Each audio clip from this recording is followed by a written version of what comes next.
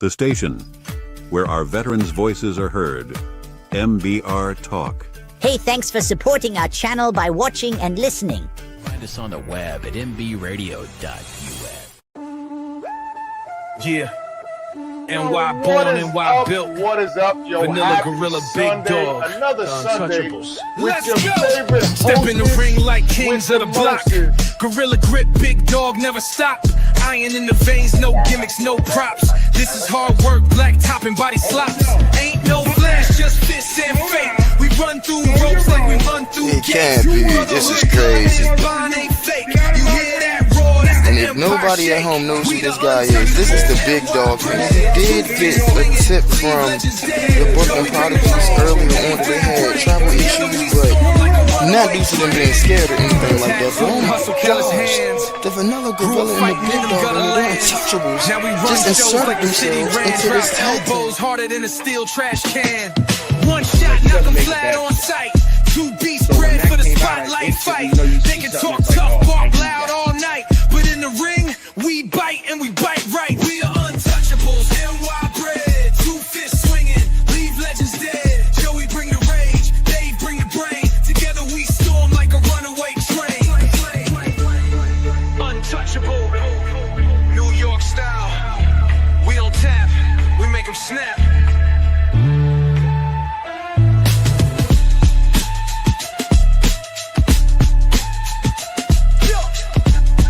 We don't tap, we make 'em snap. Yo, what is up? What is up? What is up? Welcome to Turnbuckles and Stogies Spot. I am the host with the most, the big dog, the Vanilla Gorilla, and the OG. What is going on, peeps? What's going on, boys?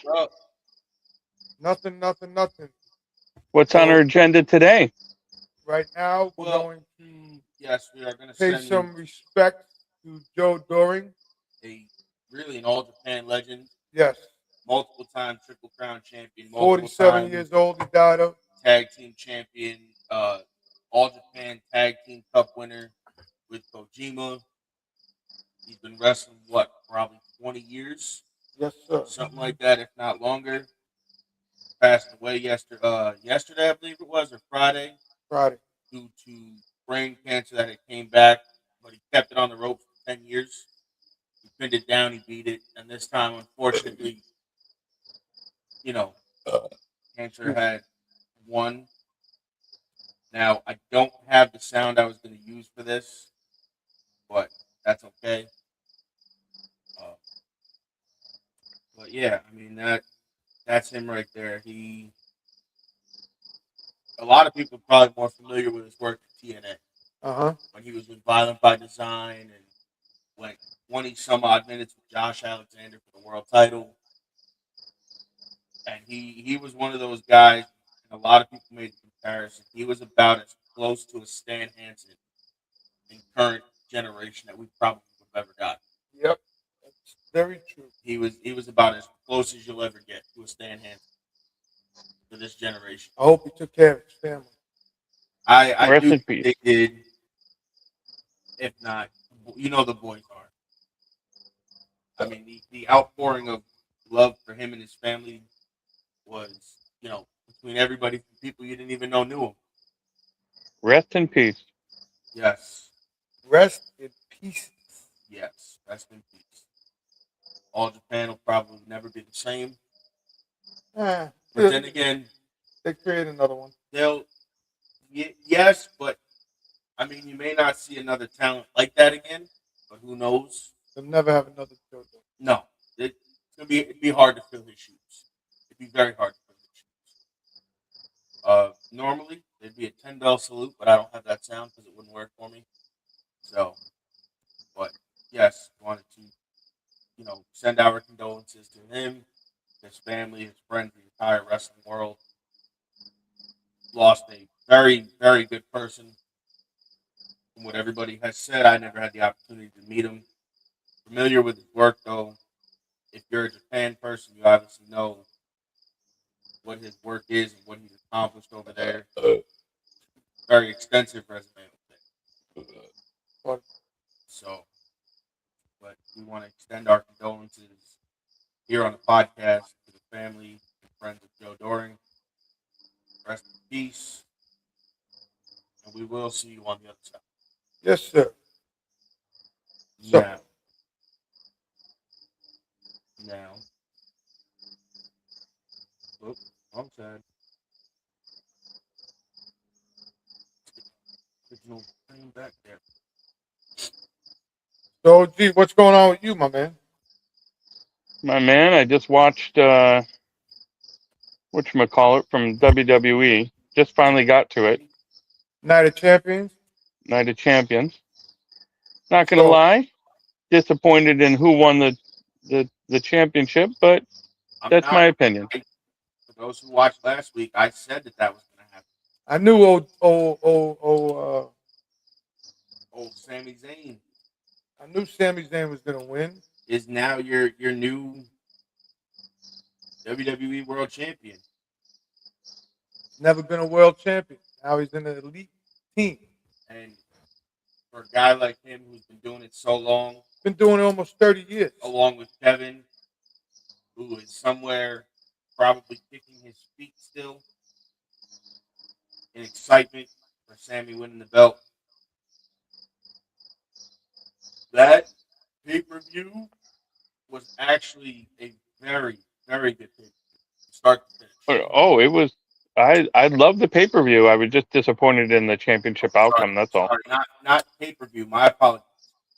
PLE, Premium Live. Now, I mean that alone, this entire week from Raw, SmackDown to the Independence, TNA to AEW, this has been a pretty insane week of wrestling, and it's not over yet. Because tonight you have at 4, so the pod ends at 1. You got 3 hours to go by for pay-per-view for TNA that starts at 4 o'clock, Slammiversary, which that card again is stacked from the ladder match to the Ultimate X to the world title. I'm personally excited for the Ultimate X, but you're going to see the return for the first time in 15 years in a TNA ring. One of the pioneers, really, of the X division. The man who had a hand in creating Ultimate X, owner of POG, trainer of the Stars, guy's been all over the world from Japan to Mexico and back. The Amazing Red will be returning to TNA tonight in the Ultimate X match. And if you ask me, personally, I think he walks away with the gold tonight. Who? Red. He might. I would not be surprised if you see Amazing Red walk away with the gold. That's not me saying it because it's this, it's that, he's a legend. I think he walks away with the gold. Cedric's a great champion. Cedric is a fantastic champion. Won't lie. Cedric is awesome. Now, do they lead into something with Cedric and Red? No. I mean, the experience alone between Red and Kazarian in that match are two guys who have been there since the inception of the Ultimate X match. Correct. So they have a lot of experience in that realm. Correct. That ladder match for the belts, the Righteous, the Party, that match is going to turn out to be a spectacular match. I mean, there's a lot of show-stealing matches on both cards tonight. From AEW, which I'm excited that they're running back Will Ospreay and Shane Strickland. I'm excited for that. I'm excited for the 12-man cage. I'm excited for Open Cage against the Dogs. I mean, there's talks that Apollo Crews shows up at TNA tonight. There's talks that Woods and Kofi show up in AEW. I mean, this is going to be an exciting day overall if you're a wrestling fan. From start to finish, it's going to be an exciting day. I'm excited. Thankfully, I found that I was able to get the pay-per-view. I'm happy.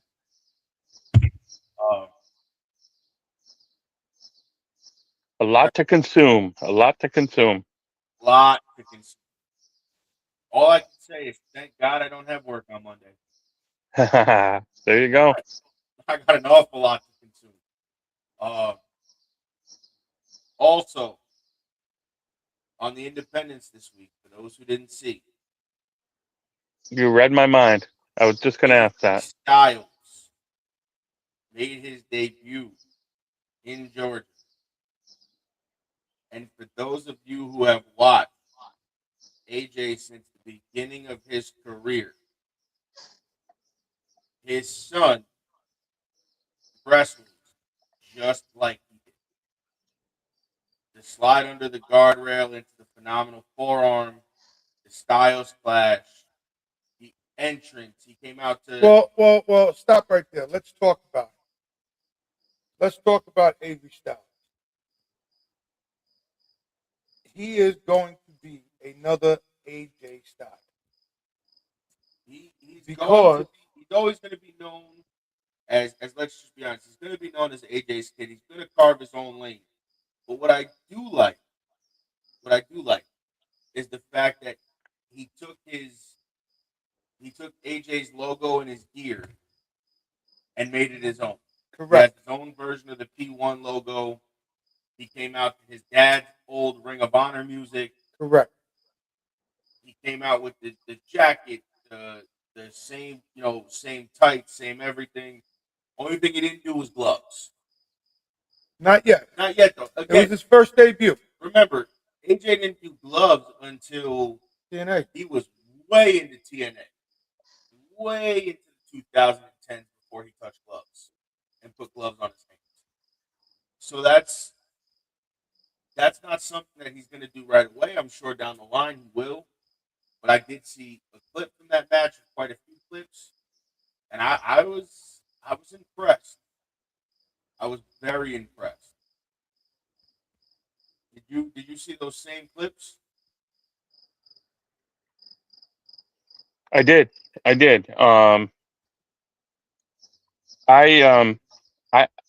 He's a chip off the old block. Like he's all of AJ and then some. Like he's taken that persona and his ring style and just made it his own, like you said earlier. But at the same time, you see a lot of AJ in him. A lot. You do, especially when I seen him do that slide under the guardrail and then jump up and do the phenomenal forearm. That was a signature spot of AJ's for years.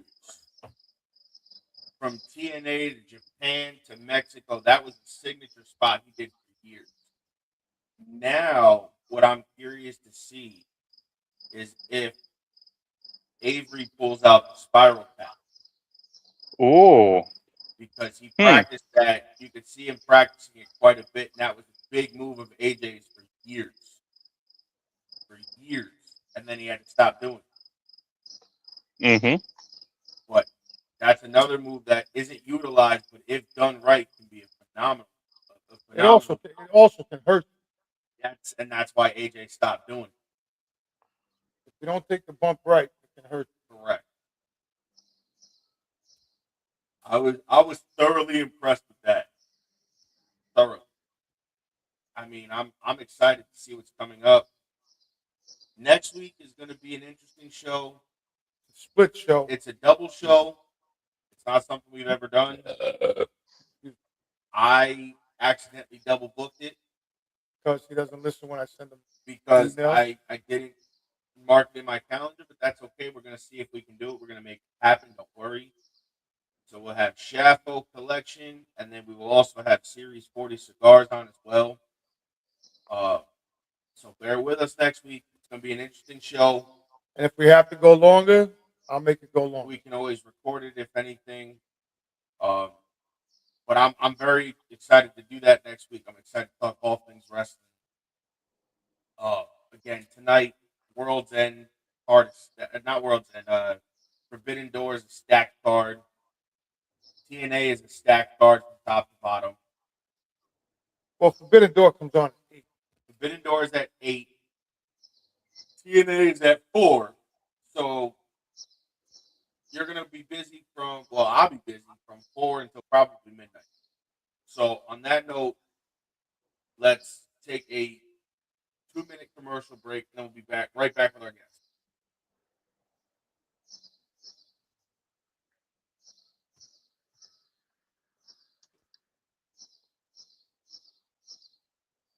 What's going on here?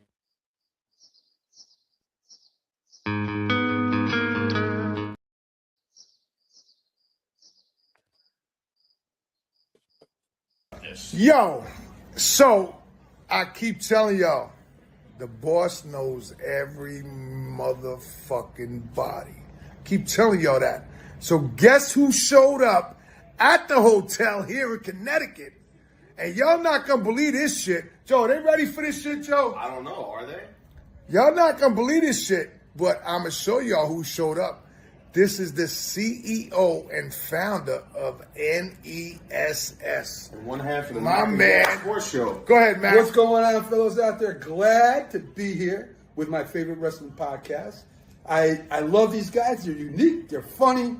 And I'll tell you, they know a lot about wrestling. You got to go to the Roku channel. Yeah, all you got to do, channel search on Roku TV, channel search National Streaming Sports, and you'll get their show. So, Mac, let me ask you this. So, they can't find it. It's like the Pat McAfee show. Once ESPN take that shit off for the hour, it's done. That's right. That's right. So if you're not gonna watch from 11 to 12:30, I don't know what the fuck to tell you. It's like being a barn. Wait, it's like being a barn smoker. If you ain't got your fucking ticket, you ain't getting in. I know what to tell you. Go ahead. Go to the Turnbuckles and Stogies podcast YouTube page, and you can watch all of our back episodes from episode 5 and on. But the originals are on the MB Radio YouTube page. Let me tell you something else. Go where people know. 12,430 followers. Whoa! On the Roku channel. Whoa! 1,600 views a day. I feel like Elizabeth. I'm telling you. Elizabeth, fat side foot Elizabeth. Elizabeth, I'm coming, Elizabeth. I mean, you don't get any better than that. Sports all day, every day, to include my favorite wrestling podcast. Well, and there you have it, guys. Our producer from Connecticut, Mr. Mac Attack himself. And God bless us. Yo, we'll see y'all. We took a Sunday off. So we'll see y'all next week. Have a good day, guys. All right. Yo, what is up? What is up? This is Turnbuckles and Stogies Pod. I am the host with the most, the big dog, the vanilla gorilla, and the OG. The OG had to go to the bathroom. He'll be right back. That's cool. Now, we are going to bring up our guest for the week. The interview of the week is brought to you by Jersey Mike's, a sub above. What is up? What is up, Mr. Lavega? How you guys doing? We're doing well. How are you doing, sir? Aside from this fucking humidity, I'm doing phenomenal. I'm smoking a cigar. I'm drinking coffee.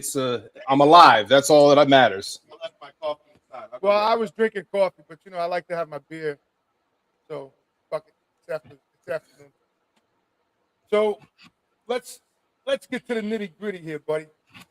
So, how did you get into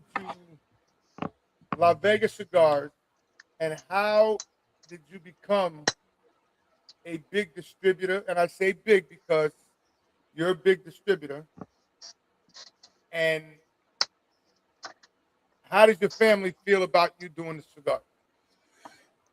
Well, I got into it out of sheer happenstance. I've been smoking cigars since I was 18, back when 18 was the age. Before the government decided to crawl their way in and fuck shit up. And then I was a chef in Las Vegas for 14 years. I was also in a band. I had a recording studio. We had contracts with different record labels. I had a contract with Warner Brothers. My band toured the country. And then in 2016, I got off tour and I got home and my wife, she was like, I don't want to live here no more. I was like, okay, well, this house, this city, this state, like, what are you talking about? She goes, I don't want to live out here no more. Too many people. Everything is astronomical in price. I'm ready to leave. And I'm thinking, okay, about fucking time, because like I'm not from here. I love Las Vegas, but I have a love-hate relationship with Las Vegas. So I asked her where she wanted to go, and she's like, well, I want to go somewhere, small town, peaceful. I was like, well, that could be anywhere. I mean, this is the US, man. You could throw a dart at a map and pick a small town. And she's like, well, I like your town. Let's go there. So we moved back to Mercer, Pennsylvania. When I got back here, I really didn't know what to do with myself. My band was starting to slow down because, I mean, we just didn't want to do it no more. I didn't like the life. These, not to sound, pretentious, but these restaurants around here, they don't do what I was trained to do. So I decided to pick something completely different. I started a talk show, a cigar talk show, more just to educate people on tobacco. And I was out at the Grand Resort in Warren, Ohio, and I was interviewing people for my show, and the Casa Cuevas family, Casa Cuevas Cigars, was there that night. Now, when I went to the Grand Resort, I always got the table right by the manufacturers or whoever was coming in, whoever was the highlight. And that was right when Alec released the Sangre Nueva. And I had just clipped the cap. I said, I talking to my buddy Evan, who was with me, I says, bro, this thing tastes like beef jerky. And he's like, yeah, I'm getting that too. So Alec come walking by and I says, hey, bro, can I stop you real quick? I want to ask you a question. So he comes over and I said, how did you get this to taste like beef jerky? And he's like, man, I can't believe you got that. And I was like, oh, well, let me tell you who I am and what I've done in my past. 3 hours later, their factory was making my cigars. We had a handshake and it was a done deal. That's how fast I got into this industry. I didn't come from this industry. I didn't know jack shit. Matter of fact, I still don't know jack shit. I kind of learn as I go. But him and his dad, Luis Cuevas Jr., nicest guys. I mean, Luis is one of my mentors. He's been helping me through this whole thing. We just celebrated 3 years in business. But Lavega, the name, and if you notice, it's one word. But I do leave the L and the V capitalized. The reason for that is I named it in homage to Las Vegas. I just dropped the S's, smushed the word together, and that's where Lavega came from. Okay. What was the second part of that question? ADHD. I forget shit sometimes. What does your wife think of you doing the cigar? Oh, okay. So my wife likes the smell of cigars. She doesn't smoke cigars, but she also dislikes when I bitch that I'm bored. So she is all for it. With honestly, without her, I would have been dead 20 years ago. So her and my mother are the two biggest supporters. Anything I needed, they were there for me. They pushed me to do this. My wife is used to me being on the road with my band. So when I have to go on the road to visit lounges, do festivals, do events, it's no big deal. So very supportive of everything that I'm doing. Very cool. On that. So is your cigars the only thing that you do, or you do something else besides cigars? No, so I have we do our, I think you mentioned distribution. We do our own distribution in-house. It's not that I don't trust a lot of people, but I don't trust a lot of people. And I also don't want to pay a distribution house to do what I am already set up and equipped to do. So we do our own distribution. Unless it's something like, CI or one of the big like national distributors, we pretty much do everything in-house. But when I put the sign out front of my property here, there's a big old like 5x8 sign that's in the front yard. And for about a year after I put that up, I had all these people stopping and buying cigars. And I kept telling every one of them, like, dude, I'm not a retailer. This is not a lounge. But let's face it, who the hell sets up shop in Pennsylvania? Small town, Mercer, Pennsylvania, of all places. Normally, all the manufacturers go to Florida. Right. So I was having a meeting one day. I had my team in from out of town, and I had 2 guys stop and buy cigars. I had 5 people call me and ask what time I closed. And my wife calls me and she says, who keeps tripping these cameras? And I said, these people keep stopping to buy cigars. And she's like, well, what are you going to do? I says, one more motherfucker shows up and I'm building a lounge. 10 minutes later, dude walks through the door, buys 2 boxes of cigars. I said, all right, God's talking to me. Fuck it, I'm done. We built a lounge. So now there's a lounge outside of our headquarters. And if you come, I mean, it's no El Reloj, you know, down J.C. Newman factory in Tampa. But if you come here, you are more than welcome to come in and see how La Vega runs. And I, you know, people come in and out all the time for that. Well, and OG can go with me and say yes, because we've never been to New Tobacco Village. Last Saturday, me, Joey, and OG went down to New Tobacco Village. Bro, great fucking store. When I tell you great store, small, nice people, and God bless them, they broke my fucking tent, but I have to get over it. I'm going to buy, the wind broke my tent. I'm going to buy a new one this week. So God bless me. But we had a good time. But I tell you what, we are going to make our way over, just so you know. We are coming out to La Vega Cigars. You are more than welcome, brother. And all I need is your hours, and that's it. And we'll get there. I'm gonna be the first. I'm gonna sit in your new lounge outside. By the way, this way when you show up, I'll be. Oh, the pergola. So yeah, I just had my contractor build the basic frame of the pergola, and then I went in, I built the fence, I added all the vines and the flowers and the lattice, and I put the roof on. So now we can sit out there in the rain. Hours of operation, we're open every day of the year, and I literally mean that. Thanksgiving night, Christmas night, it don't matter, bro. Vegas Chef, we don't get holidays off. I am open every single day of the year. Right now we're on summer hours, so it's every day opens at 9:30. Monday closes at 6. Tuesday through Saturday is till 9 p.m. Sunday, we're 9:30 to 2:30. But because of my hospitality training, if you're still smoking a cigar, I don't shut down. Here's my theory. If the cigar is lit, we're open. That's just how it is. Winter hours, it goes till 8 o'clock. That's really the only difference. But no, we're literally open every day of the year. Amazing. Okay. Absolutely amazing. Aaron, by the way, my name's Dennis, but everybody calls me OG. Nice to meet you, by the way. You as well. I haven't had the privilege of smoking one of your cigars, but I'm looking forward to it. Your place sounds amazing, and your history sounds incredible, dude. Like that's one of my favorite parts about meeting all y'all is the story behind the story. You know what I mean? Like the inside details and stuff. And so I appreciate you coming on. This is fantastic, man. I could listen to you talk for hours.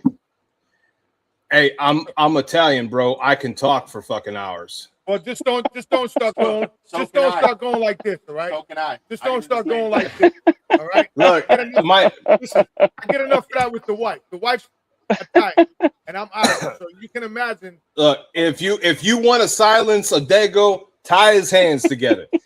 You know, honestly, they hated me in the kitchen because I'm that type of person where I'm either talking or I'm working. I can't do both.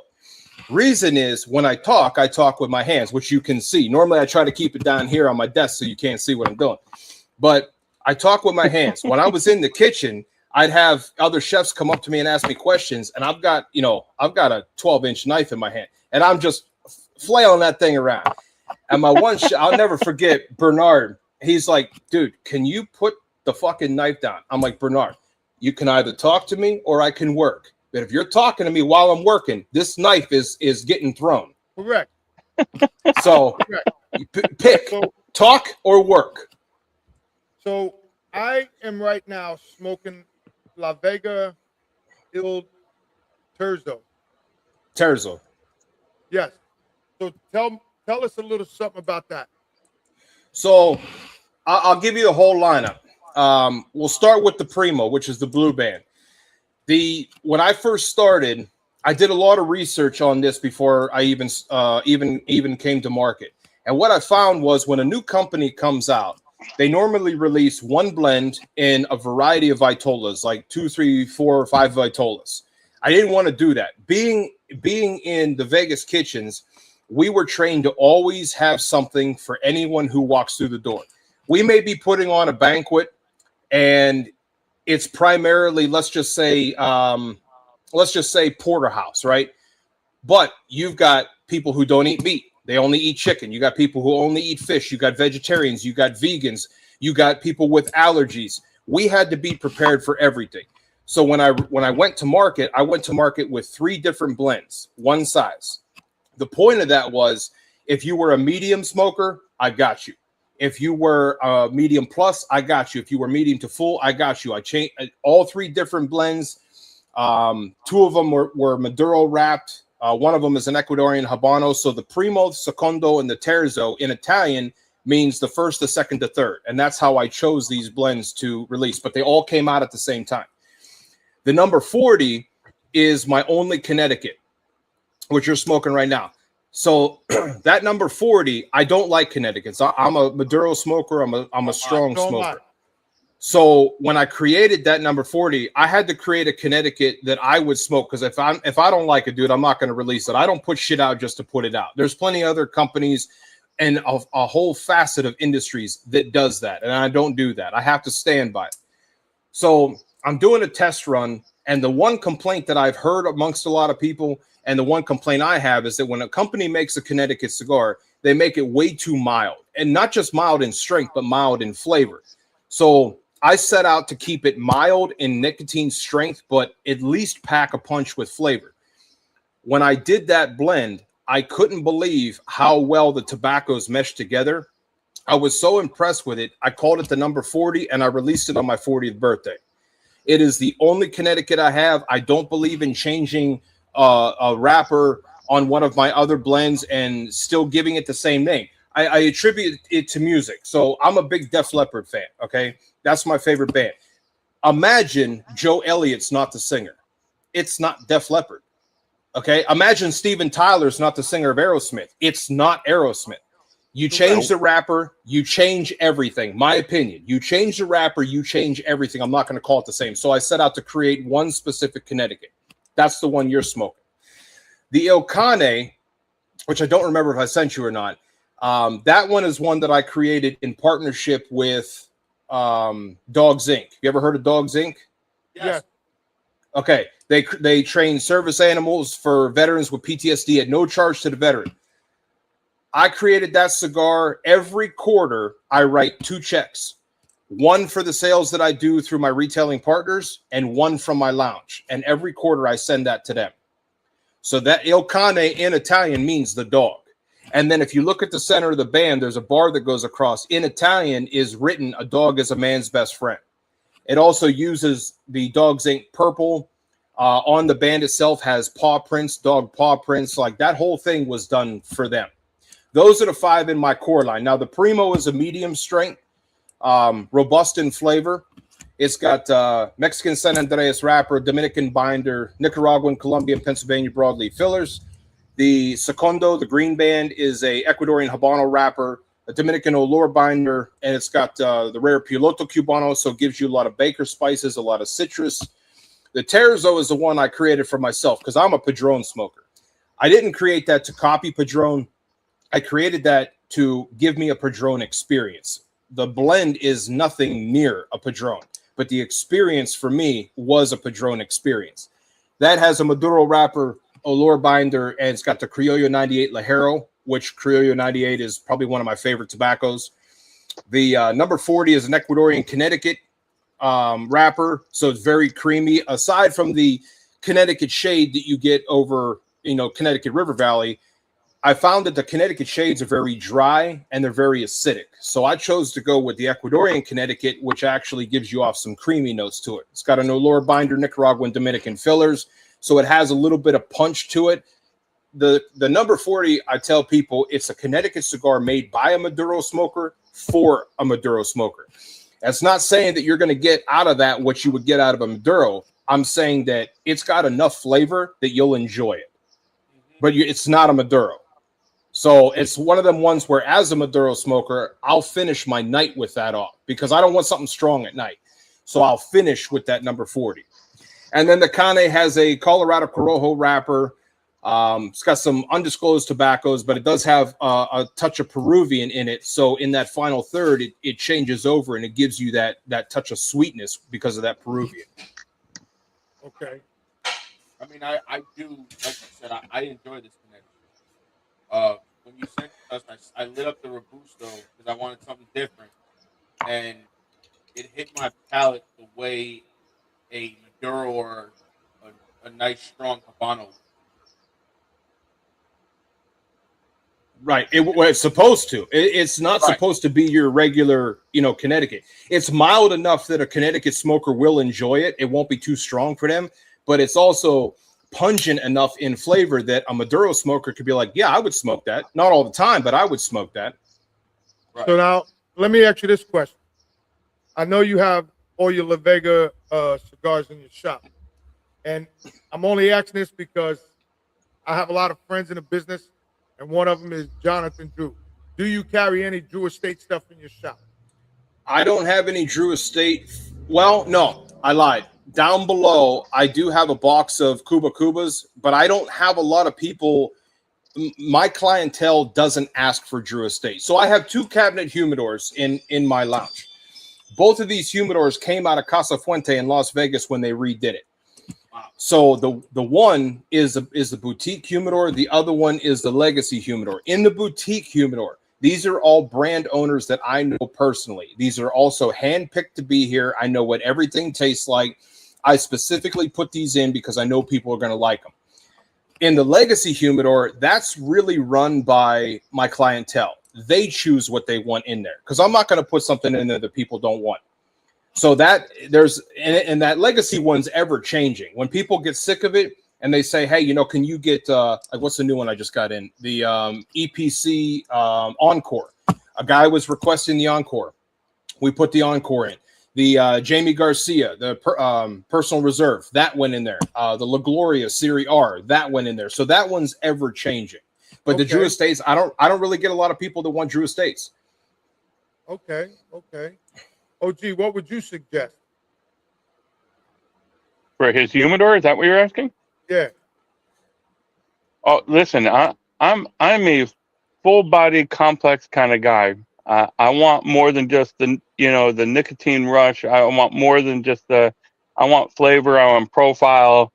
I don't know, man. I don't know what his humidor looks like. One of my favorites I'm smoking right now, AJ Fernandez Man of War. I like a little complexity to the cigar. I don't want, I don't want the same old, just plain tobacco or anything like that. So, I mean, if anything, maybe get some Liga Bravadas in there. They're because and you know that, OG, that's a tough get because to get Liga Bravada, I don't know what you're gonna have to buy like 3 or 4 boxes and have their drawer. Yeah, and that's the problem is that I don't have a huge place to put these.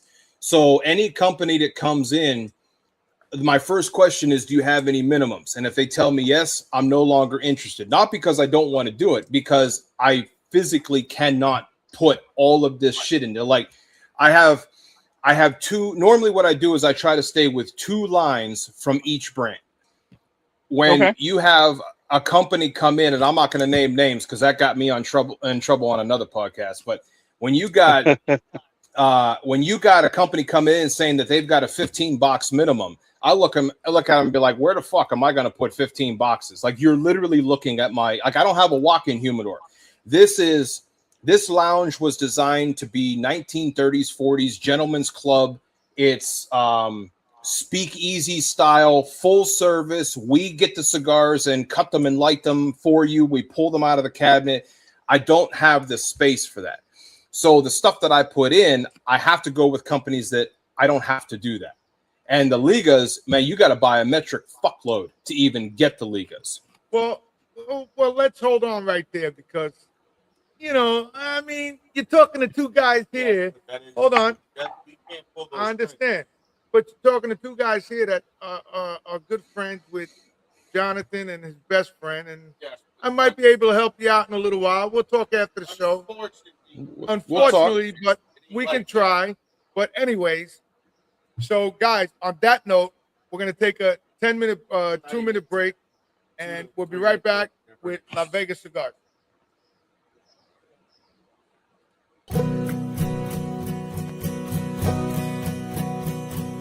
Stand up for the red, white, and blue. Stand up for the values we hold true.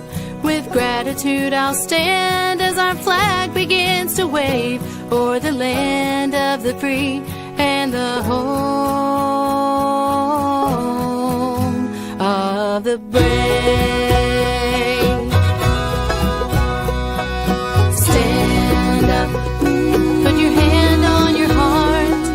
Stand up for the freedom it imparts.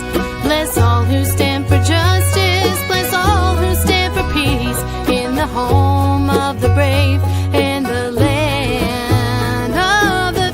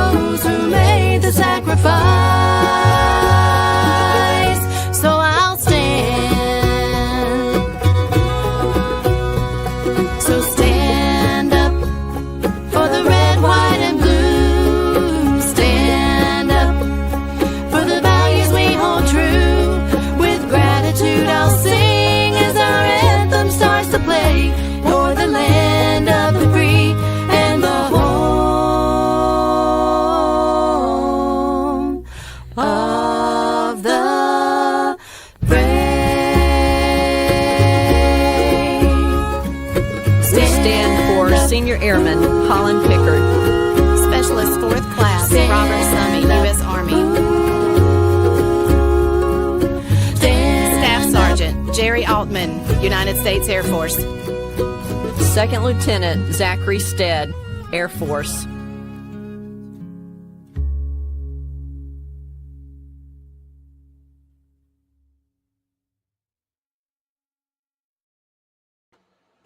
What is up? What is up, yo? We are back. It's Turnbuckles and Stogies Pod. Follow us on the streaming network. I am the host with the most, the big dog, the vanilla gorilla, the OG, and our guest for the week, La Vega Cigars. So, I'm going to ask you this because I've heard this quite a bit through cigars.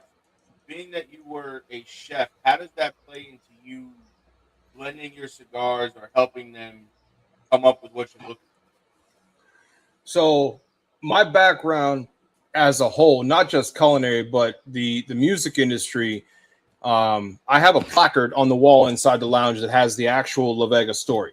And I tell people all the time, if it was not for my past doing what I did in both culinary and music, I would not be able to do what I do today. So the culinary side of it, it's not just beneficial because of all the food and creating recipes to be able to create blends. It's how we ran the restaurants, how we stocked and we prepped. So, you got to think I'm on a 10, 12 week turnaround with my factory.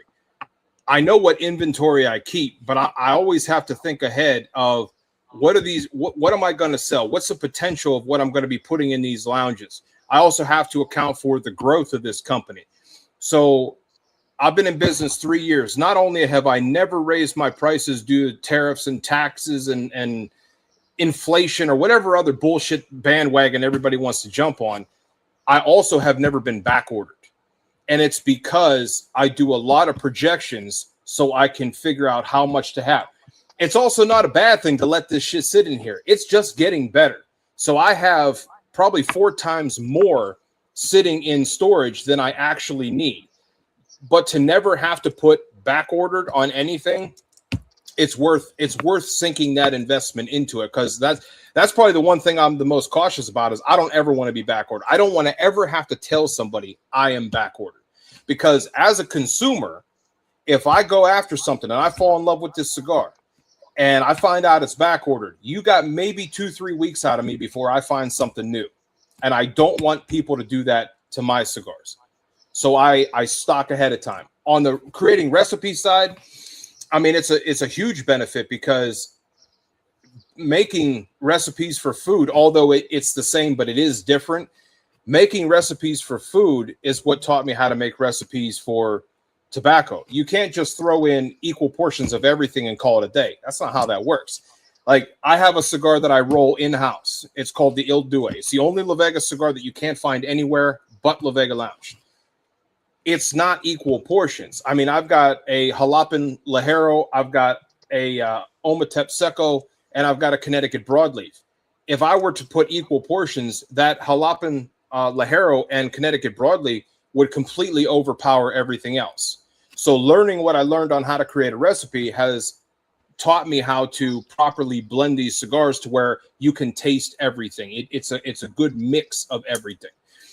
With my band, having to do all those tours, you got to figure out where's the fuel stops going to be, where's the hotel stays going to be, where's the venues. Everything has to go in line. That helps me when I'm on the road and I'm going to do events. I'm going to visit lounges. Like, I know where all my stops are. I know where I'm staying over. I know how long I'm going to be there. I know the travel time. Without that past, I can't do what I do now. Now, I noticed you also have, from what you sent us in this nice actual pamphlet, I do like it. What made you decide on the Toros and the Robusto? And are you going to go any bigger, or are you just going to kind of keep those the way they are? I'm going to keep them the way they are. The Toros and the Robustos are the two most popular sizes. That's what people tend to go for. Yeah, there's a community that likes the Gordos. Personally, I don't like the Gordos. It's more filler than anything. That wrapper is a huge amount of your flavor. That's why if you smoke a Lancero, it just blows you away. It tastes so different because you're tasting more of the wrapper, more of the binder. When you put more filler in there, you're pulling away from the wrapper and the binder. So I don't go anything larger than a 54 is about as large as I'll go as far as diameter is concerned. I have thought about doing some offshoots, maybe doing, a Panatella or doing a Lancero. So just like a special release, but honestly, just haven't thought about that yet. I'm more concentrating on growing the brand, growing the line. So I have something for everyone. So along those lines, let me pose this question to you. On my shelf. So along those lines, where do you see your company going in 5 years, 10 years down the road? What are your goals? What are your aspirations for the company? Well, this answer always gets people. I don't really look at it in that manner because I don't care. The only place I want to go is up. I don't care how fast it goes. I don't care how slow it goes. I learned from my past that if you treat it like a business, you lose the passion. I can't speak for everybody. This is me. I run these like a business because I have to, but I treat them as it's just something I'm passionate about and I enjoy doing it. If I start to look at, I need to hit this many lounges, I need to make sure we do this. Oh, this lounge hasn't ordered in 3 months. If you start thinking about that, you're about your money, not about the passion. Again, my opinion. So I don't look at, I could tell you what lounges carry my cigars. I couldn't tell you what I've sold. I have no idea. I don't look at it. I don't care. When an order comes through, I fill the order, we send it out, I put it in their file. Literally, I keep written files. I put it in their file, I put it away, and I don't look at it until I have to. I more concentrate on the customer service and the experience than I do with money and projections. So simple is better for you. Keep it simple. Yeah, because I've lived a complicated life and I'm too old for that shit, bro. Like, I just want to relax. Okay, so I got another question for you. Good. So I got another question for you. It's that time of the show where OG asks this question a lot. I like to get to know the person behind the business and behind the cigar. So my question for you is, if you had 1 hour of uninterrupted time, no phone calls, no one bumping into your office or anything like that, you have 1 hour, and you can sit there and smoke a cigar with anybody, past, present, or future, who would that be? Probably my dad, because I did all of this after he passed away, and I would just love to see what he thought of it all. Okay. Fantastic. Were you close with your father? After I moved out, yeah. You know, when you're living with your parents, you don't like them too much. But I learned later in life that everything my dad was doing when we were young was to prep us for the harshness of this world. And I lost him when I was 35, so January of 2020. And so many things that he's told me in my past, if he wouldn't have told me, he wouldn't have prepped me for it, and I wouldn't have been ready for it to come. And I would just love to be able to see what he thought of all this. So fantastic. I absolutely sit down with him. I lost him too young. I can't begrudge him. I mean, he lived the life he wanted to live, and at the end of the day, I don't like being told what to do, and I'm certainly not going to tell somebody what to do. And he lived the life the way he wanted to live it, but he also paid the price. Okay. So I was looking at the book. I had to remember what it was. So I see you're now releasing a box press cigar as well. Yeah. At the PCA. I'm gonna. Well, I don't have them yet. Box press is my favorite, but I don't want 10,000 SKUs. So what I'm trying to do, and I have a test batch coming up from the factory here on this next order. I'm taking the first 4 lines, the Primo Secondo Terzo and number 40, and I'm redoing them to have them in a box press. If that works, I'm going to release them in a box press sampler. They're not going to be released individually as box press. It'll just be in a sampler. So you'll get 1 Toro and 1 Robusto of the first 4 in a sampler. And that's just for people who love box press. I'd be definitely interested in trying that because, you know, you and me both.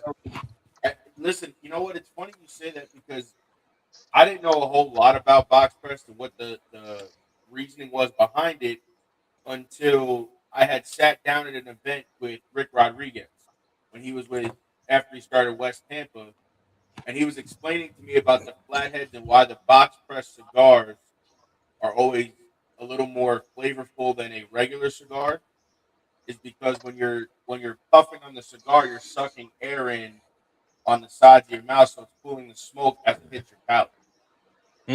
Like I didn't know that, and when he sat down and explained that to us, I've gone back and smoked box press cigars that I never thought about, and I've noticed that, and I've noticed exactly what he was saying. Ricky's good people. I've known Ricky for quite a while. I love talking to him because everything with him is bro. Always. Bro. Every time. See him in person. Bro, give me a hug, bro. I miss you. Yeah. I love talking to Ricky, but the dude is so knowledgeable. I love to pick his brain to see what he knows. Just because it'll help me in the future. And you know, I'm a huge subscriber of what's the point of having all this knowledge if I can't share it with you? Like, I don't believe in secret recipes. I don't believe in secret anything. I could give you every recipe that I've ever created. You ain't gonna make it like me. So what's the point of hiding it? Correct. So I share, and I love to talk to people like that because I didn't come from this industry. So I pick people's brains, like, you know, Tony Bellato from La Barba Cigars, Lost and Found.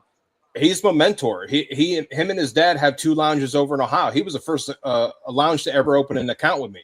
He's been my mentor ever since. I pick his brain. I picked Luis's brain, Ricky's brain. Had the pleasure of speaking with Jose Blanco about, you know, I'm doing a blend for my dad. It's called the number 61. It's coming out next year. We'll premiere it in Vegas. And I was talking with Jose Blanco from Arturo Fuente, trying to get, you know, more information so I can make this a better cigar. Jose is another one, like you said, it's a wealth of knowledge. Oh, he is. And luckily he took the time to actually chat with me, and he gave me a whole bunch of pointers. Share too, because I got connected with him through a shop of mine that I go to, and he was like, "Listen, if you're looking to get in the industry before you do," he said to me, "Call Jose." He goes, "And I'll give you his number. You call Jose." And I got on the phone with Jose, and he was so insightful on how to start in the industry, like everything behind it. And he's like, don't do this, do this. If you're gonna do this, do this behind it. Make sure everything is, in a line. And it's the wealth of knowledge that he had. Yeah, he's good people. There's a lot of good people in this industry. You just gotta find them when they're not busy and talk to them. Well, it's not only that. There's a lot of good people, but some of those good people don't want to share information with you because they think you're trying to take over their company. I don't want your company. I'm starting my own company. I have my own company. I don't need your company. I'm asking you for advice. That's all I'm asking you for. They're afraid you're going to take their spot. Yeah, but see, and that's the problem that I have with a lot of industries, not just this one, but a lot of industries. Bro, I'm not in competition with you. We don't make the same shit. Your story is not my story. Right. My story is I lived it. I was there. People read it. They're intrigued by it. The more you're intrigued by my story, the more willing you're going to be to try my cigars. The cigar will speak for itself. It's you're either going to like it or you're not going to like it. There's no other way to look at it. But if you don't like my story, you're not going to give me an opportunity. Right. I'm not in competition with you. We're doing two completely different things. Now, if you and I had the same logo, just different name, we had the same blends, okay, now we're in competition because we're literally mimicking each other. But I'm not in this to be in competition, man. This pie is huge, okay? There's enough for everybody because we all bring something different to the table. I don't play that game. Fuck that. I ain't got time for that shit. Like we've all seen. You get a lot of people that are, when you're trying to start, nobody wants to help you until you find those few guys like you had, like you said, like Ricky and Jose and all that, who are willing to work with you or give you advice and help you and kind of guide you in the right direction, where a lot of these other companies will just say, want nothing to do with it. Well, I mean, I'll give you don't make it that big as that. I'll give you a prime example. Tony Bellotto, when I was at an Oliva event and back in 2022, and he said, I was talking to some people there and I said, yeah, I'm coming out with my own brand. He overheard it and he comes up and he goes, you're starting your own brand? I said, yeah. And he goes, I'll take them when they come in. And I was like, who the fuck is this guy? I didn't even know who he was. And somebody told me afterwards, who he was. And I walked up to him when the event was over and I says, how come you're helping me? You don't even try my cigars. I don't even have cigars for you to try. He goes, I know what it's like to be the new guy. Somebody helped me. I'm going to help you. And in the future, when somebody needs your help, you help them. Well, listen, now let's talk about that because we're putting out our own cigars, Turnbuckles and Stogies. And I got to send the guy the money for the test blends. So we're going to put them out. We're going to pre-order. If you would like some, let us know, and I'll send you a 5-pack, and you can test them and let me know if you want them.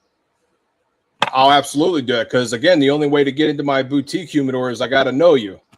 And now I know you. And this is something we can look at. We decided to do like a limited run. And this is before, and no disrespect, this is before OG came back. OG was with us. He didn't even know we were left. Doing it. I kept it a secret for like 2 weeks before I released it because nothing was said and done yet with our past person we were working with. We kind of got screwed on that end of the deal, pricing wise. So we went with somebody else that we can actually, price decently, that people will be afforded an opportunity to try. So yep, pricing's everything right now. That's why I said I've never raised my prices for anything. I mean, I eat all those costs because, we live in a weird world, man. And without getting too heavy into it, it's been a real shit show for about good 10, 15 years now. And it keeps going down and things are so up in the air. Cigars are a luxury. They're not a must in life. And people are getting real cautious where they spend their money. So if I jump on the bandwagon and I start raising my cost, I'm going to lose these potential customers. Right. Like a lot of my lounges, they always tell me that they're excited that I never change my prices, because as more and more companies raise their prices, these guys are forced to look for cheaper alternatives. But then when they turn around and they spend $12 on one of my Toros, they're like, wow, this for $12, I will smoke this every day. Okay, well, you never gave me a chance because you were smoking this, and not that there's anything wrong with that. But now that you're being forced into a different avenue, now you're giving me a shot. So price is everything. Price is everything. 100%. Because the person we were working with, just to kind of tell you where our pricing was, we were working with a broker who was helping us out, and our pre-order price for a 4-pack was $110. Yeah, that was his price. U.S. dollars or pesos? U.S. dollars. Unfortunately, he said. I knew it wasn't going to go anywhere.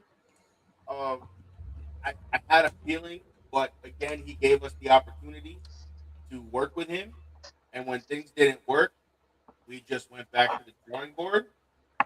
We reworked it. We found somebody else, and now instead of a 4-pack for $110, they'll be able to get 2 5-packs for that price.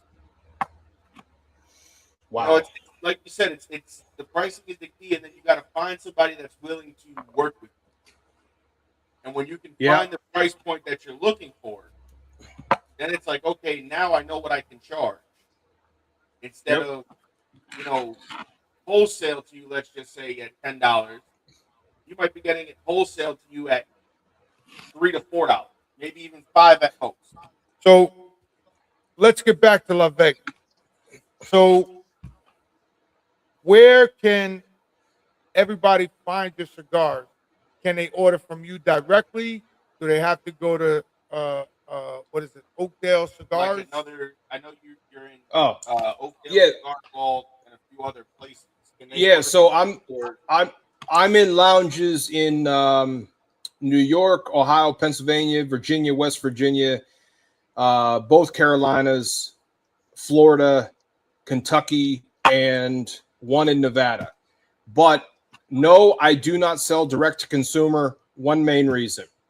If I'm going to do that, what's the purpose of having retailing partners?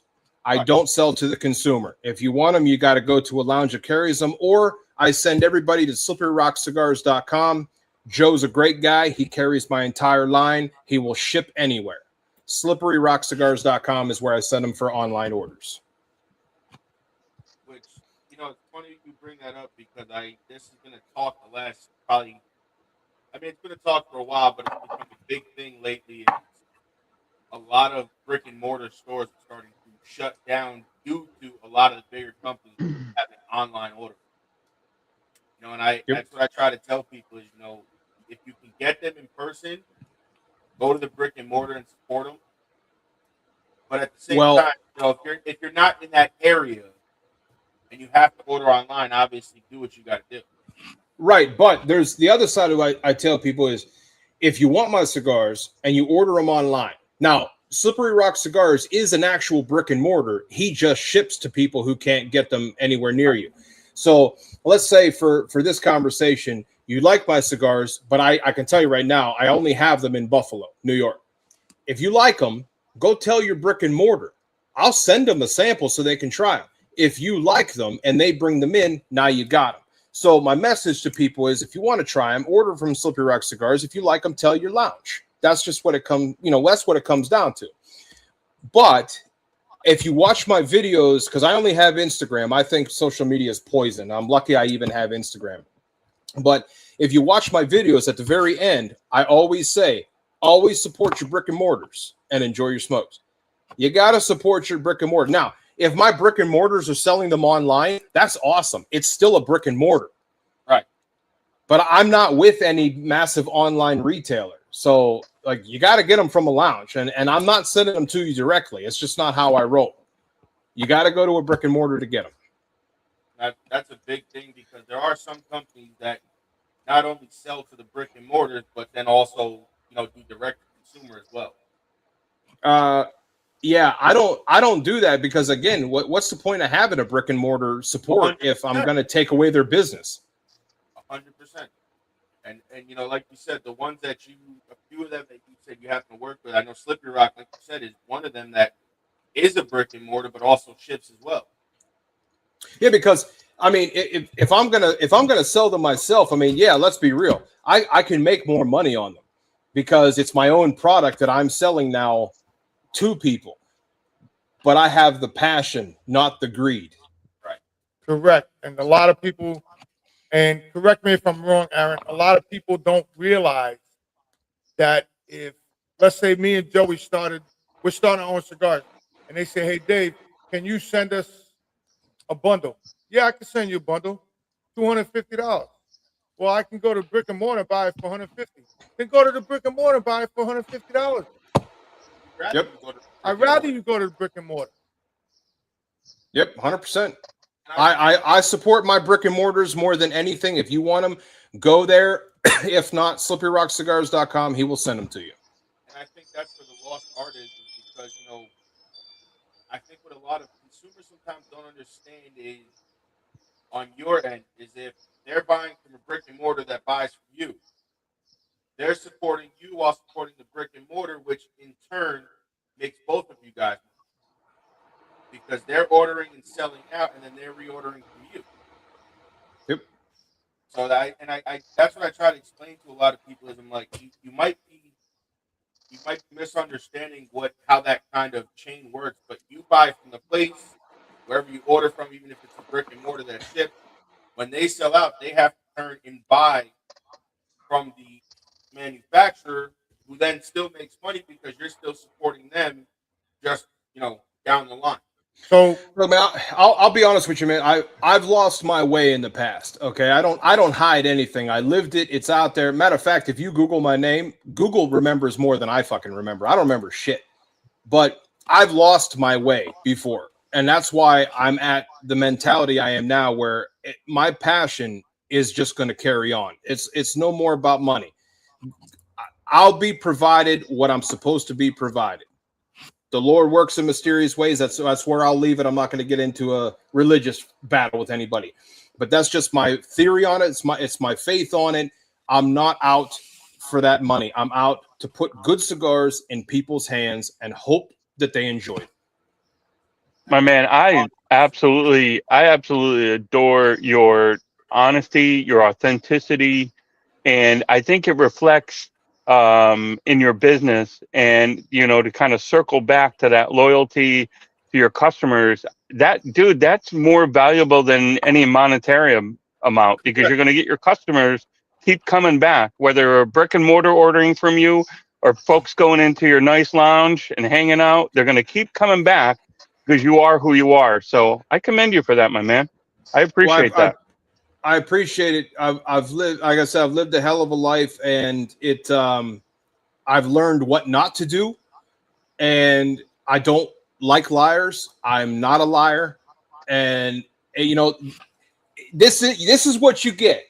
If you don't like it, don't fucking listen. It's just, I don't hide my thoughts. I don't hide my views. I don't hide. I mean, dude, I've been in kitchens professionally 17 years. I have a mouth on me, and it gets me in trouble a lot. It really does. But at the end of the day, there's one thing that you can say is that I will never lie to you. You may not like what I have to say, but I'm 100% going to tell you the truth. And sometimes the truth comes at a cost. You know what? That's like me with wrestling. Dude, I wrestled for 25 years. And people say to me, Aaron, Dave, you don't hold your tongue. I said, why should I hold my tongue? You either like me or you don't. You like what I say? You don't like what I say? I care less. I'm going home to my wife and my kids. What do I care what you say? I don't care. Yep. Doesn't matter. Look, my mom always tells people he wasn't raised that way. He never used to talk like that. You know what? You're right. You're right, Ma. I never used to talk. But you know what? The world didn't apologize for making me this way. I sure as shit ain't going to apologize for becoming this way. But I'm old, brother. Like I'll be 42 this year. I ain't got time for games anymore. My circle shrinks every day. I want good. It's not that I don't want to be around people. I want quality people in my circle. And most of the guys and gals that hang out in the cigar lounge, they are top-notch quality people. I'll talk your fucking ear off all day long. But if I don't like your vibe, we're done. We're done. Well, that's like when me and Joey go to lounges. Somebody will sit down and start talking. I'm like, bro, what is that? This is a great cigar. I said, bro, that's a $100 cigar. Yeah, and it's really great. I said, bro, I put the $100 cigar against my $25 cigar, against my $10 cigar. No. I said, smoke what you like, enjoy it. I hope it's blessed, because I'm not spending $100 on a fucking cigar. I mean, I'm a cigar enthusiast, so I will one time, and then I'll see, was that worth it? So when I do ratings for all the cigars that I smoke, because I actually keep physical journals, like I actually write with a fountain, like a gold fountain pen, and I write physical reviews on this stuff. I have what I call cost to enjoyment. If you smoke a cigar and you spend $15 on that cigar, and you're like, man, this thing was fucking bananas. I love this cigar. And then you smoke a $20 cigar and you're like, it was good, but it wasn't $20 good. Well, your cost to enjoyment ratio wasn't right. I've smoked $100 cigars. I'm like, this is fucking phenomenal, but I would smoke it maybe once a year on a special occasion, maybe grab a couple, put it in there. But I've also smoked $8 cigars that blew me away. Matter of fact, I smoked one the other day. What the hell was it? El Rey del Mundo. The Oscuro, $8. That thing had so much flavor for $8. That's a great cigar for $8. I would spend $8 on. I'd buy 2 boxes of those things because I know what I'm getting.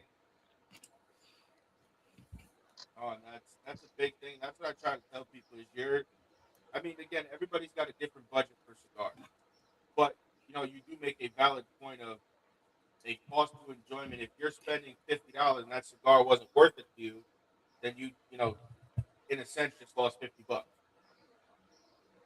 Well, you didn't lose. You learned that you'll never smoke that again. Correct. There you go. See, that's the key word. You learn.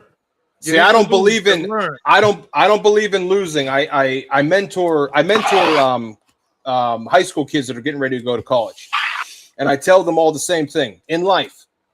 I win or I learn. I never lose, because in every losing situation, you have a lesson to learn. And if you learned a lesson, did you really lose? Nope. It's a win-win. Right. I mean, yeah, I fucked up. I don't ever want to do that again, but I learned a lesson. So how many people, and this is out of curiosity for me and my son and OG, how many people do you get in your lounge that sit there and smoke on the weekend? I've got 9 out there right now.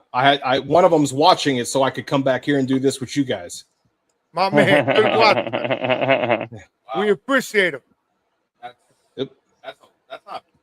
That's good. You get a lot of places that don't even get one. Yeah, well, for me, it's, and you'll know when you come down and you see it. It's the way I was taught in the resorts, the 5 Diamond resorts, the fine dining restaurants. It's not the food, because let's face it, at the end of the day, these cigars that I have here are the cigars you're going to go get 15 miles down the road. It comes down to the environment. It comes down to the experience. I'm trying to provide a certain experience for you that's going to make you comfortable to where you're going to want to stay here.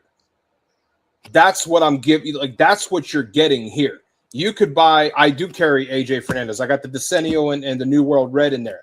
You could buy that Decenio for the same price down the road, but maybe on that lounge, you're going to walk in, grab it, and leave because just something don't feel right to you. But you're going to come here and you're going to sit down and you're going to smoke that. You know what? You sit down and you smoke. You can help yourself to a dram. We don't charge for booze. We don't charge for espressos. We don't charge for nothing. You sit down, you buy a cigar, help yourself to whatever whiskeys, ports, sherries, whatever's on the shelf, and let's have a conversation. At the end of the day, it's about the fellowship. I just want to shoot the shit with good people. And that's how the lounge was designed. That's how this whole La Vega was designed. It's personable. I want the one-on-one with you. That's fantastic. You brought up the perfect analogy for restaurants and cigars. I was just I'll share real quickly. I'll share a quick experience with you. I went to a high-end steakhouse many years ago, and it had a fantastic experience. The wait staff was awesome. The manager came over at the end of the meal, made sure everything was good. We got a little history on the restaurant, the establishment, the grounds that the building was built on. I had a fantastic time. That restaurant expanded a chain into the local area, and I was very hesitant because I know in the restaurant community, staff exchange, they go from restaurant to restaurant trying to obviously get more money or a better experience themselves.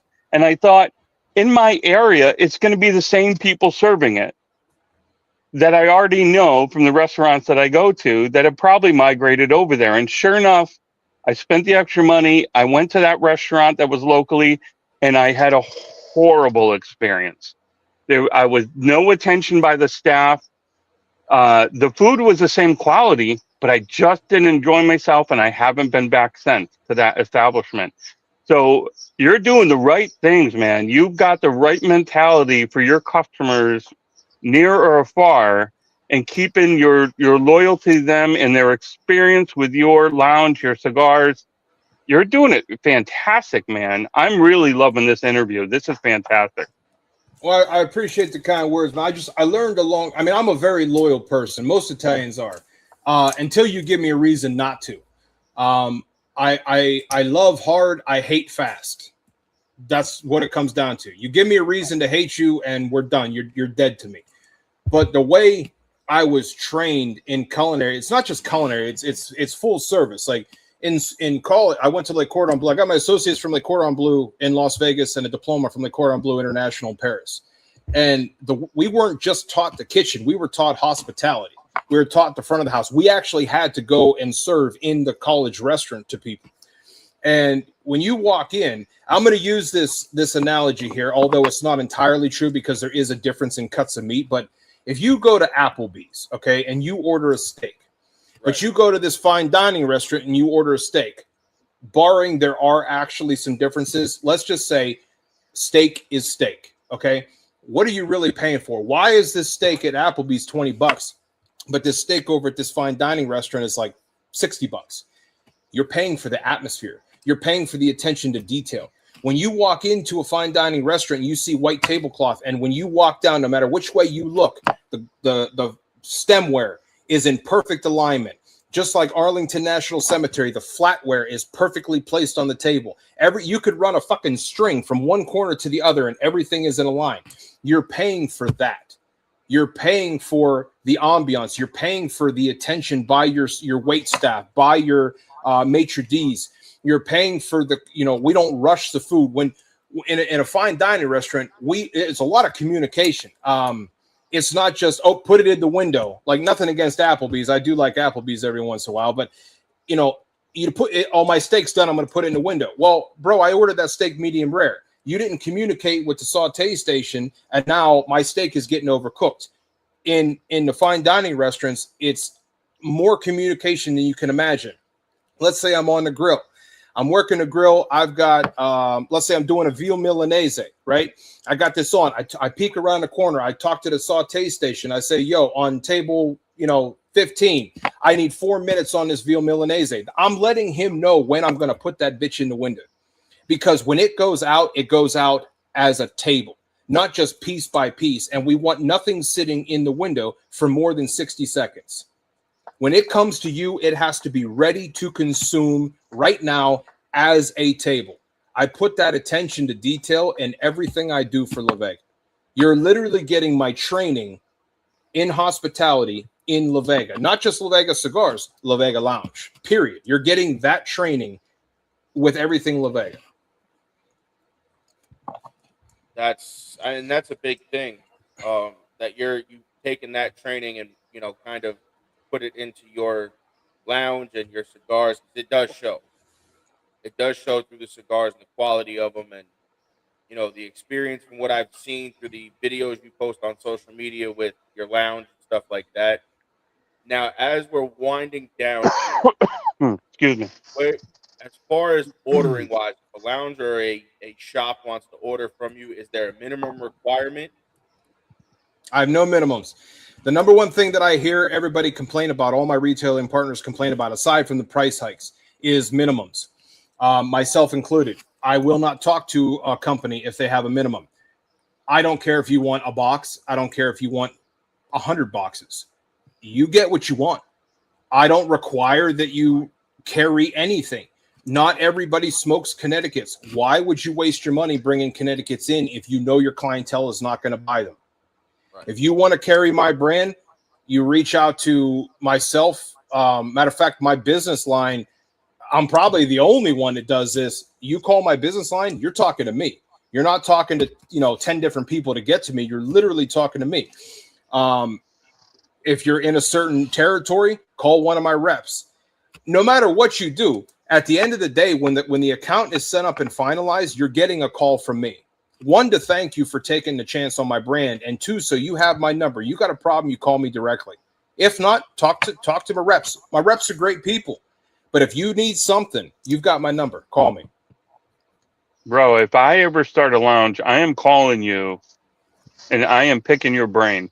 So when the phone rings, know that you're going to be on more than 5 minutes. Okay. I'm down. I don't hide nothing, man. I'll share it. Hopefully you don't make the same mistakes I did. Man, this has been a wealth of knowledge. I mean, you have been so open. I can't state it enough, man. I just appreciate the candor. That's what I appreciate. I'll say it a million times. I am attracted to authentic people. If you're an a-hole, I can appreciate that because I know what I'm getting. If you're a nice guy, I can appreciate that because I know what I'm getting. But if you're that little snake in between, I want nothing to do with you because I have no idea who you are or what you're about. That's how I am. I don't like leaving things to chance. I look at how I operate.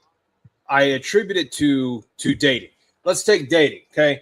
You find this girl or this guy, whatever you prefer, and you start dating. Both sides put on the best face that they possibly can because they want to present their best side. And then a year down the line, you move in together, and now you're starting to see shit that you didn't know that person did coming from both sides. Now you have to relearn what you're doing because now it's like you're dating a whole new person. The way I operate is I'm giving you the nitty gritty right now. If you choose to stay in this relationship, God bless you. But you know who I am. You're not going to wake up one day and go, who the fuck is this guy? Nope. You see it right now. You see it right now. That's how I look at it. Plus, I told you, I don't like liars. I'm not a liar. I don't like liars. And in this world that we live in currently, there's a lot of fake people. And I just don't have time for that shit. I want real people. I don't care if you're religious. I don't care if you're deep into politics. I don't care if you're white, you're black, you're Chinese. I don't care. My wife's Filipino. My sister-in-law is Mexican. I don't care. You know what I care about? Are you enjoying that cigar in your hand? No? Then let's get you one that you will enjoy. That's all I care about. Are you having a good time? Are you living today like it's your last day? Because you know what? Tomorrow is never a guarantee. No, sir. So live it, bro. Live it. I mean, listen, I've had a blast having you on. Thank you again. I can't thank you enough for coming on. Definitely would love to do this again for sure. I'm always down, man. I love doing this shit. You know what? This is a good way I tell everybody, we get to talk to guys like you and brands that we see all over or we've heard of, and we finally get to sit down and have the conversation, and you learn so much just even if it's an hour, half hour, hour and a half, you learn so much about that person and that brand, that makes people want to try your cigar if they haven't already. When we going? Joey? You got to get down there. It's like I'm open every 8-hour ride. I'm open every day of the year, man. I'll tell you what. Certain people in this industry have titles that was bestowed upon them. Like Rocky Patel was dubbed the hardest working guy in the industry, and rightfully so. The dude didn't come from the industry. Matter of fact, I was at PCA for the first time in New Orleans this year, and I was actually able to go up to Rocky and thank him for what he did, because I didn't come from this industry. So what he did in this industry and how he made it's appreciated by young brands like me. But he was dubbed the hardest working guy in the industry. Michael Herklotz, I know him very well. He was dubbed the best dressed in the industry. If anybody says La Vega Cigars, I want them to know that I'm the realest motherfucker in this industry. I'm not pulling punches. What you see is what you get. But I'm also very personable. You want to talk? Let's talk. You want to fight? Let's fight. You want to drink coffee? Let's drink coffee. Whatever your pleasure. Well, they didn't know. They know now. I don't want to fight. Yeah, they know. They didn't. Yeah, they know now. So. Well, listen, guys, go down if you're in that area. Go to the La Vega Lounge, get your La Vega cigars, and try the only one that you can't get anywhere else. It's the in-house. Yeah, I do have a few events coming up. I don't know if anybody, any of your viewers or you guys are able to join, but the next one up is July 13th. I will be at the Cigar Vault in Oakdale. I'll actually be rolling cigars on the spot. That is their Veterans Night. After that, I don't have my whole calendar with me, but I know I'll also be in Buffalo, New York, doing a blending event. My blending events, I try to do them a little different. So I got real tired of the standard event where you go in, it's like, oh, buy 5 of this, get this free, buy 10 of this, get this swag. Like, I hate that shit. So what I do is I call it a blending event. I go in, I bring in whole leaf tobacco, we smoke individual tobacco leaves, and I build blends on the spot, and I want you to see how I blend a cigar. I'm literally teaching you how I blend a cigar. Now, so August 6th. Is that Buffalo? Is that Nickel City Cigars? No, Buffalo Cigars. That's Orchard Park. Okay. Location. Yep, I've heard of them. Downtown or the big facility they have? The Orchard Park one. The Orchard Park one? Okay. Yeah. I'll be there August 6th doing a blending event. Then I'll be back up for Buffalo Cigar Fest in September. Erie, it's late August. I'll be at Mill Creek Cigar Lounge in late August. I'm doing a blending event there. Tiffin, Ohio, we're scheduling one. I mean, we got a bunch that we're scheduling, but these blending events, no secrets, right? I'm literally showing you how I blend a cigar. You're actually going to be hands-on blending this cigar with me. And it's a custom blend that I designed specifically for these blends. Matter of fact, there's 4 tobaccos in this. It has an Ecuadorian Connecticut wrapper. It has a Dominican binder. It has a Colombian Seco. And it has words are hard today. Fuck is the other? Oh, Criollo 98 Lajero. Each one of those tobaccos you can find in each of the first 4 blends of my cigars. We're going to Buffalo, dude. We're going to Buffalo. As long as I think tickets are $20 or $25, something like that. But if you call up there and want to ask them, talk to Sean. He's the one that I deal with. But August 6th, okay. It's a Thursday. I will be there doing a blending event. Awesome. Fantastic interview, dude. You're awesome. Love it. You're not so bad yourself. I've had a blast on this one. The cigars, again, speak for themselves. They are good. They are. I appreciate it, man. And the price point, even from Slippery Rock, isn't bad. For the 3-pack sampler, it's a fantastic price. I think it's like $29 or $30, something like that. Yeah, I think those are the Toros. So the Toros retail at $12 a piece. The Robustos retail at $9.50 a piece. Now that's Pennsylvania prices. I can't tell you. Every state has a different tax, so I don't know other states. New York, forget it. It would be like a $12, $13 Bro, let me tell you something. I about had a fucking heart attack when Buffalo Cigars first brought my line in. I about had a fucking heart attack. I'm watching him do the numbers, and he wrote down 1550 or 1575. And I looked at him. I said, Sean, what the hell is this? He goes, well, that's what I have to charge. I said, Oro, no, you ain't. This is not a $15 cigar. It was never designed to be a $15. He goes, in the state of New York, that is a $15 cigar. I said, ain't nobody going to buy this shit. And he goes, oh, they will. And they do.